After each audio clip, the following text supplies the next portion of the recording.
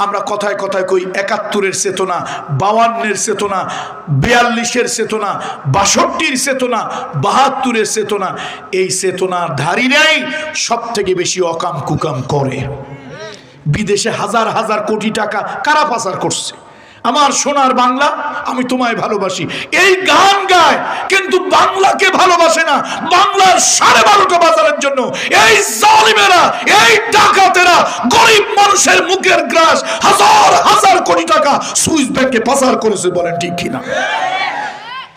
এক ডাকাইতে বাড়ি বানাইছে ৩০০ কত ৫৫ না ৬৫টা জানো? একটা মানুষের কয়টা বাড়ি লাগে ভাই? না না, ধরলাম ২টা লাগে, ৩টা লাগে, ৪টা লাগে, ৫টা পর্যন্ত ধরলাম। ৩৬০টা ৬৫টা বাড়ি করবা কি? তোমার কয় পুরুষ ভোগ করবে? এত বাড়ি বিদেশে কি করবে তুমি? এগুলোর প্রকাশ্য দিবালোকে সাইড দেওয়ালের মধ্যে অন্ধকারে না, প্রকাশ্য দিবালোকে হাজার লক্ষ জনতার সামনে এগুলোর ফাঁসি দেওয়া দরকার।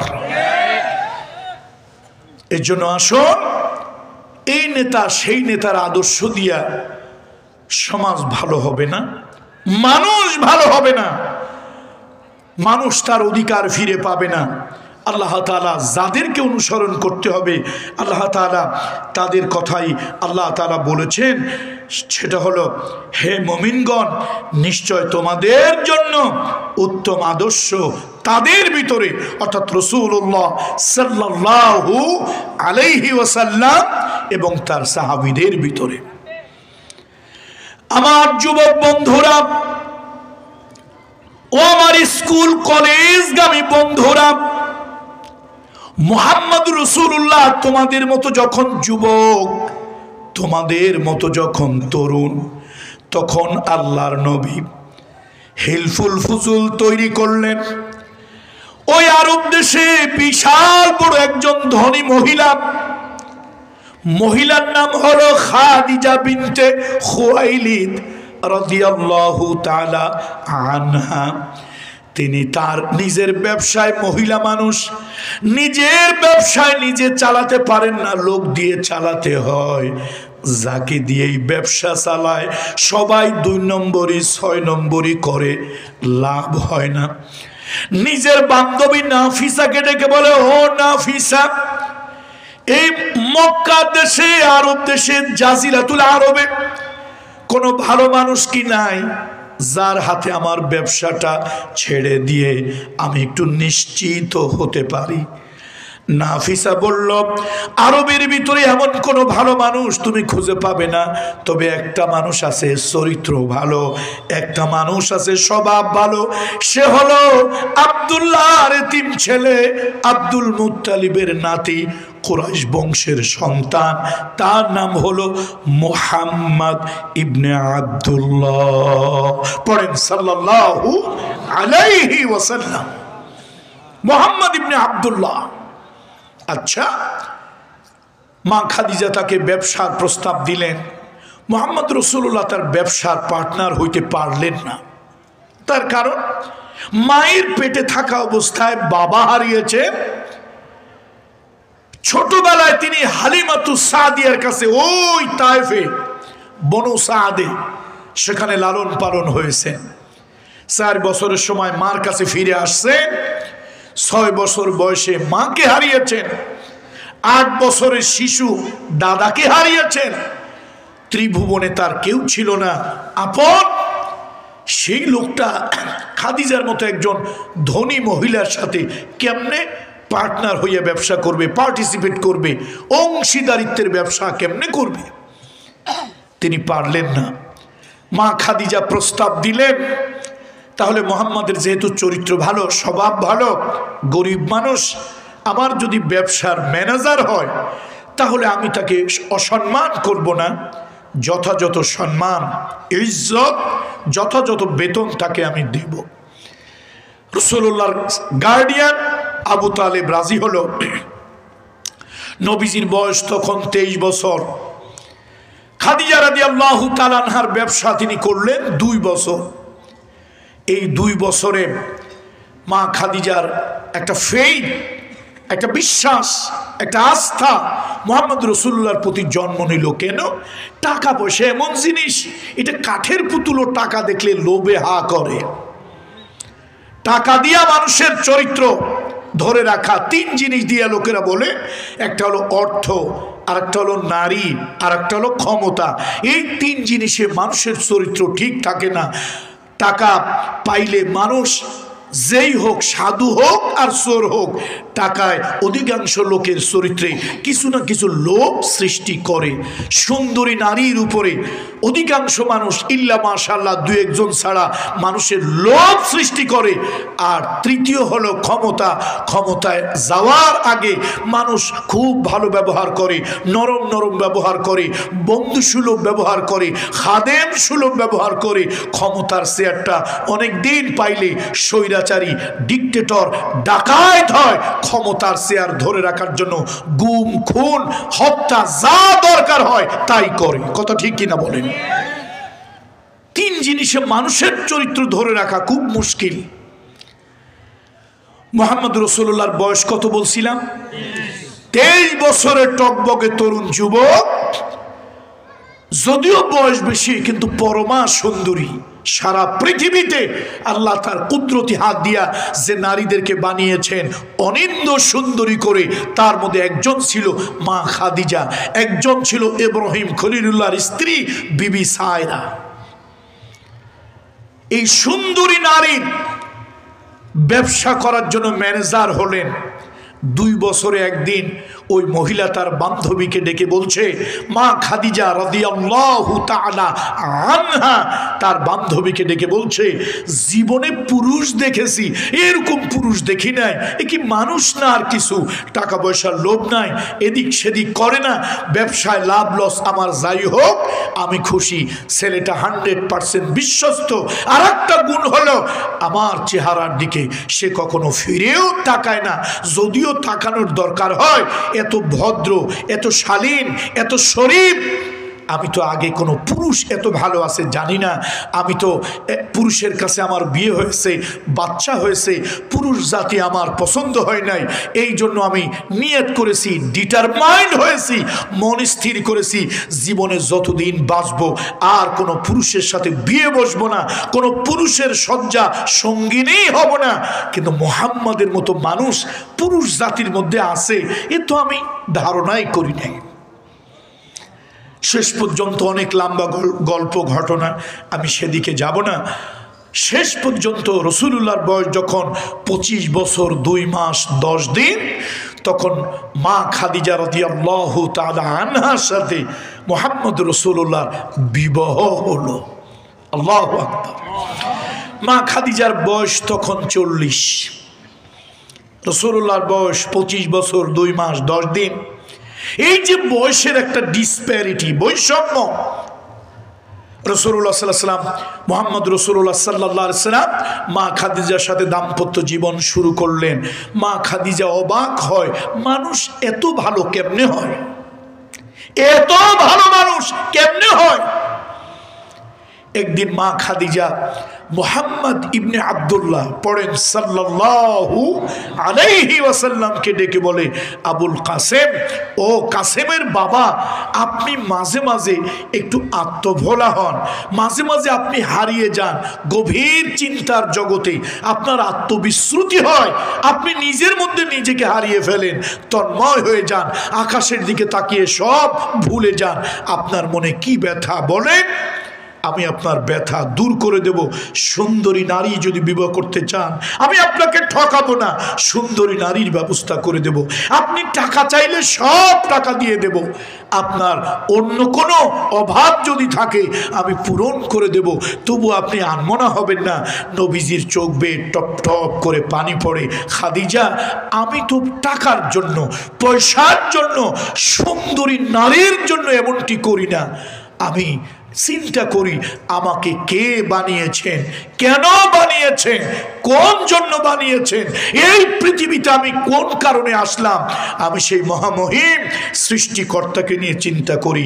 মা খাদিজা বললেন, আপনি ঠিক বলেছেন। তার কারণ হলো আপনাকে আমি টাকা দিয়েছি, আপনি টাকা নেন না। বারবার বলার পরে আপনি টাকা নিয়েছেন। আমি একটু গোয়েন্দাগিরি করেছি, এই টাকা নিয়ে আপনি কোন জায়গা যান, কি করেন। আমি গোয়েন্দাগিরি করে দেখেছি, আপনি টাকা দিলে নেন না, জোর করে দিলে আপনি নেন। সেই টাকাগুলি কোনো না কোনো বিধবা নারী, কোনো না কোনো কন্যা দায়গ্রস্ত পিতা, কোনো না কোনো এতিমের জন্য আপনি খরচ করেন। আমি বুঝতে পারলাম টাকা পয়সা ধন দৌলতের লোভ আপনার মধ্যে নাই। আমার বাড়িতে কত সুন্দরী আত্মীয়দেরকে দাওয়াত দিয়েছি, কত সুন্দরী সুনয়না সুদর্শনা, কত তরুণী যুবতী আমার বাড়িতে আত্মীয় হয়ে আসছে, মেহমান হয়ে আসছে। ও আবুল কাসেম মোহাম্মদ, আপনি কোনোদিন তাদের দিকে ফিরেও তাকান নাই, বাঁকা চোখে দেখেন নাই। আমি বুঝতে পেরেছি নারীর আসক্ত আপনি নন, ধন দৌলতের আকৃষ্ট আপনি নন, ক্ষমতার জন্য আপনি পাগল নন। ও আবুল কাসেম মোহাম্মদ, আপনার মতো একটা ভালো মানুষ আমি জেলখানায় আটকায় রাখতে চাই না।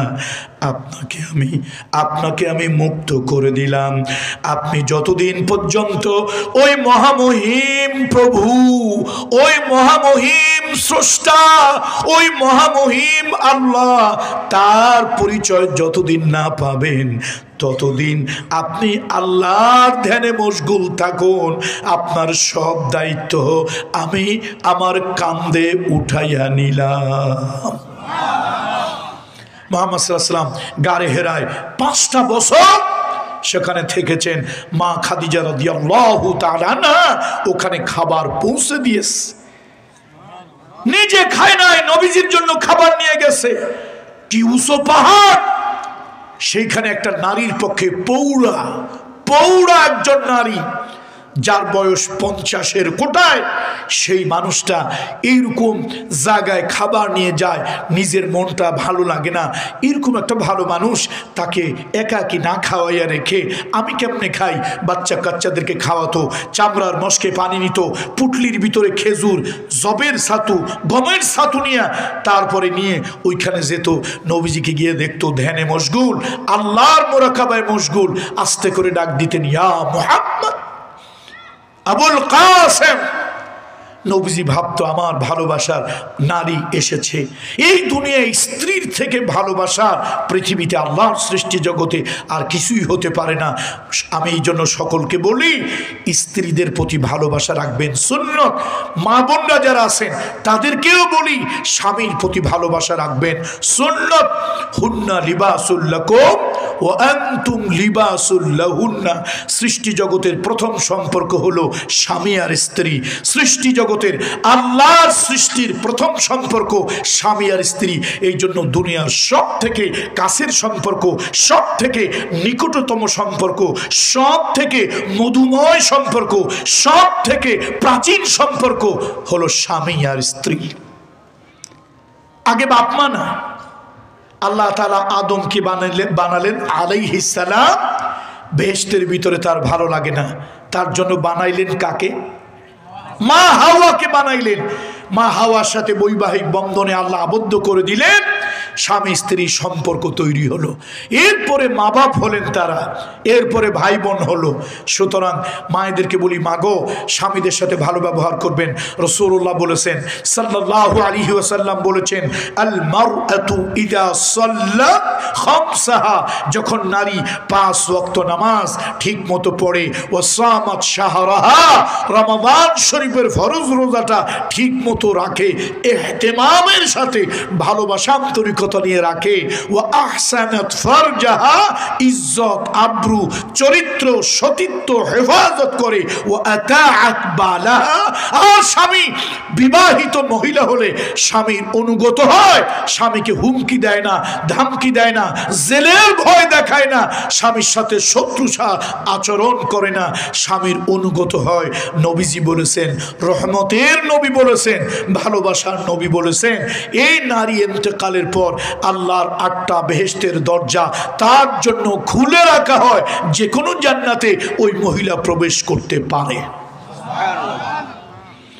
এই জন্য মা বোনদেরকে বলে গেলাম, মা গো, পুরুষ 1000 আমল করবে, বেহেশতের কোনো ওয়ারেন্টি গ্যারান্টি নিশ্চয়তা নাই, কিন্তু নারী ঠিক মতো 4খানা কাজ করলে রহমতের নবী হাবিবে কিবরিয়া মুহাম্মদ রাসূলুল্লাহ সাল্লাল্লাহু আলাইহি ওয়াসাল্লাম বেহেশতের গ্যারান্টি দিয়ে গেছে। মা খাদিজা গিয়া দেখেন রহমতের নবী আল্লাহর ধ্যানে মশগুল, গিয়ে ডাক দিল আবুল কাসেম মোহাম্মদ। নবীজি তাকায় দেখে মা খাদিজা এসেছেন, চেহারাটা পুড়ে গেছে, মুখটা মলিন হয়ে গেছে। ও খাদিজা, মনে হয় তুমি কিছু খাও নাই। আবুল কাসেম মোহাম্মদ, আপনার মতো একজন ভালো মানুষকে না খাওয়ায় রেখে আমি একাকি কেমনে খাই? আল্লাহর নবী পোটলার থেকে খেজুর বার করে আগে মা খাদিজার মুখের মধ্যে দেয়। মা খাদিজা একটা খেজুর বের করে মুহাম্মাদুর রাসূলুল্লাহর মুখের মধ্যে দেয়। সুবহানাল্লাহ। আবুল কাসেম, আপনি টাকার পাগল না, ধনের পাগল না, সুন্দরী নারীর পাগল না, আপনি কার পাগল তা তো আমি জানি। ওই মালিককে যতদিন খুঁজে না পান ততদিন আপনি কাজ করেন, সংসার নিয়ে চিন্তা করবেন না, বাচ্চা কাচ্চা নিয়ে চিন্তা করবেন না, আমি এদেরকে দেখাশোনা করব। আল্লাহু আকবার। 40 বছর বয়সে জিবরাইল আমিন যখন রাসূলুল্লাহর কাছে, আমার নবী জন্ম থেকেই নবী, কিন্তু নবুয়তির দপ্তর পেয়েছেন, আনুষ্ঠানিক দপ্তর কত বছর বয়সে? 40 বছর বয়সে মুহাম্মদ রাসূলুল্লাহর কাছে এবার আনুষ্ঠানিক দপ্তর বুঝে দেওয়ার জন্য রুহুল আমিন জিবরাইল আসছে। ইকরা ইয়া মুহাম্মদ, এ মুহাম্মদ আপনি পড়ুন। নবীজি বলেছেন, মা আনা বিকারি, আমি তো পড়তে জানি না, I don't know how to read, কেমনে পড়তে হয় আমি জানি না। জিবরাইল আমিন বুকের মধ্যে জড়িয়ে ধরে চাপ দিয়েছেন আর বলেছেন, ইকরা বিইসমি রাব্বিকাল্লাযী খালাক, যে প্রভু আপনাকে সৃষ্টি করেছেন তার নামে পড়েন। ভাইরা, টাঙ্গাইলের ভাইরা, টাঙ্গাইলই তো নাকি? কোন উপজেলা? কালীহাতির উপজেলার তরুণ যুবকদেরকে বলি, এই ভাইরা, স্কুলে পড়ো, মাদ্রাসায় পড়ো, যেখানে ইচ্ছা পড়ো, কিন্তু রবের নামে পড়িও। কার নামে পড়বেন? রবের নামে পড়বে। রবের নামে পড়লে আপনি ডাক্তার হবেন, তবে কসাই হবেন না। রবের নামে পড়লে আপনি ইঞ্জিনিয়ার হবেন, তবে ডাকাত বাটপার হবেন না। 3 টাকার প্রজেক্ট 33 টাকা বানিয়ে জাতির সর্বনাশ করবে। আবার এই প্রজেক্ট যখন বাস্তবায়ন করবে, চরিত্র খারাপ, রডের পরিবর্তে 2টা বাঁশ ঢুকায় দিয়েছে। আমাদের ইঞ্জিনিয়ার দরকার আছে না নাই? সবাই যদি আমার মতো পীরজাদা পিসাব হয় তো এদেশে রাস্তাঘাট, কালভার্ট, সেতু কারা তৈরি করবে? ইঞ্জিনিয়ার অবশ্যই দরকার। বলেন, ইঞ্জিনিয়ার অবশ্যই দরকার। আপনার সন্তান ইঞ্জিনিয়ার হোক, ভালো ইঞ্জিনিয়ার, তার সুনাম সুখ্যাতি ছড়িয়ে পড়ুক। আমরা আল্লাহর কাছে অন্তর থেকে দোয়া করি, আপনার ছেলেকে ইঞ্জিনিয়ার বানান, নিষেধ নাই, গুনাহ নাই, ইসলামের মধ্যে ন্যারোনেস, সংকীর্ণতা নাই, কিন্তু আপনার সন্তানকে ইঞ্জিনিয়ারিং পড়াবেন কার নামে? রবের নামে। ইকরা বিইসমি রাব্বিকাল্লাযী খালাক। আপনার সন্তান যদি রবের নামে পড়ে ডাক্তার হয়, মানবিক ডাক্তার হবে। আপনার সন্তান যদি রবের নামে না পড়ে, আপনার সন্তান যদি তথাকথিত ডাক্তার হয়, ও তসলিমা নাসরিনের মতো চরিত্রহারা, ঈমানহারা, সতীত্বহারা হবে। বলেন ঠিক কিনা? আবার কিছু ডাক্তার তো আছে ডাক্তার না, কসাই। এই ছোট্ট একটা বিস্ফোরা হয়েছে, কয় যে আরে সর্বনাশ, তোমার তো হয়েছে ক্যান্সার, লাইফের নাই অ্যান্সার, তাড়াতাড়ি বাড়ি যাও, যা যা মনে লয় তাই তাই খাও, আর মরণের জন্য, কবরের জন্য প্রস্তুত হও। এ কথা শুনলে তো ভালো মানুষও অস্থির হয়ে যায়। মরা মানুষ অর্ধেক, জেতা মানুষ অর্ধেক মরে যায়। নবীজির সুন্নত দেখেন কি সুন্দর, রহমতের নবী, আল্লাহর নবী। কোনো রুগী দেখতে গেলে যত বড় কঠিন রুগী হোক, রাসূলুল্লাহ বেশিক্ষণ তার কাছে থাকতেন না কষ্ট দেওয়ার জন্য। অল্প সময় আল্লাহ নবী যেতেন, একটু মাথায় হাত বোলাতেন, কপালে রহমতের নবীর হাতটা রাখতেন। যত কঠিন রুগী হোক, নবী তাকে মানে ইমিউনিটি, তার রোগ প্রতিরোধক, তার মেন্টালিটি কে শক্ত করার জন্য রাসূলুল্লাহ বলতেন, তুমি ভালো হয়ে যাবে, সুস্থ হয়ে যাবে, আল্লাহ তোমাকে সুস্থ করে দেবে, যত বড় রোগী হোক। এরকম আশ্বাস পেলে তার মধ্যে একটা অন্যরকম স্পৃহা তৈরি হয়। এটা মনস্তাত্ত্বিকভাবে, সাইকোলজিক্যালি এটা কাজে লাগে, তার রোগ প্রতিরোধক ক্ষমতা বাড়িয়ে দেয়। আমি এরকম ডাক্তার, একাধিক ডাক্তার আমি নিজে হজের সফরে আমি হজ করিয়েছি, হাতে ধরে হজ করিয়েছি। এরকম ডাক্তার অপারেশন থিয়েটারে ছুরিটা চালানোর আগে মনে মনে আরশের মালিককে ডেকে বলে, আল্লাহ আমি তো উপলক্ষ, আমি কাটাছেঁড়া করব, কিন্তু আমি তো ভালো করতে পারবো না, জীবন দিতে পারবো না মালিক, আমি তোমার গোলাম। আর একটা গোলামকে আমি অপারেশন থিয়েটারে ওটির ভিতরে কাটাছেঁড়া করছি, আমার হাতে তার জীবনটা তুমি বাঁচিয়ে দিও। এমন ডাক্তার আমি জানি, প্রেসক্রিপশনে প্রেসক্রাইব করার সময়, ঔষধ লেখার সময়, প্রত্যেকটা ঔষধ লেখার সময় মনে মনে আল্লাহকে ডেকে বলে, মালিক আমি তো রোগ নির্ণয়কারী, রোগ নির্ণয় করে তোমার বান্দার জন্য এই ঔষধকে প্রেসক্রাইব করছি, সাজেস্ট করছি, এই ঔষধ আমি অনুমোদন দিয়েছি, আমি তো ভালো বানাতে পারবো না। ঔষধ যখন তার হলকুমে যাবে, মালিক তুমি তোমার রোগীকে ভালো বানিয়ে দিও। তাহলে ডাক্তার আমাদের দরকার আছে না নাই? কিন্তু কসাই দরকার নাই। কি দরকার নাই?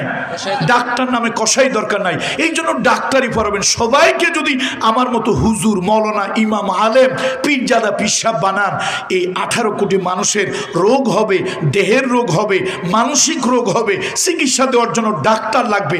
সবাই হুজুর হইলে চিকিৎসা দেবে কে? ডাক্তার দরকার আছে কি নাই ভাই? আছে। এই জন্য চরিত্রবান, তাহলে রবের নামে পড়াতে হবে।